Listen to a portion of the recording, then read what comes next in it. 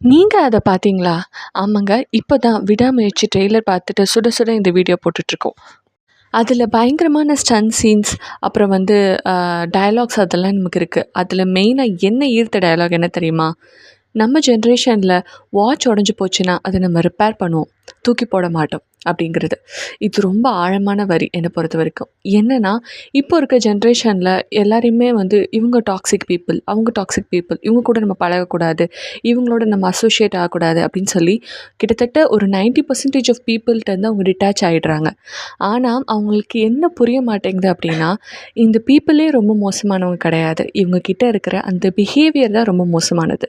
So, இந்த toxic ட்ரெய்ட்ட கண்டுபிடிச்சு, அதிலருந்து அவங்க எப்படி ஆ வெளிய வரலாம்? இல்ல நம்மளே ஒரு டாக்ஸிக் பெர்சனா இருந்தா, அந்த டாக்ஸிக் பிஹேவியர்லேருந்து நம்ம எப்படி வெளில வரலாம்? அப்படின்னு சொல்லி நம்ம வொர்க் பண்ணுறதுக்கான ஸ்கோப்பே இங்க இல்லாம போயிடுச்சு.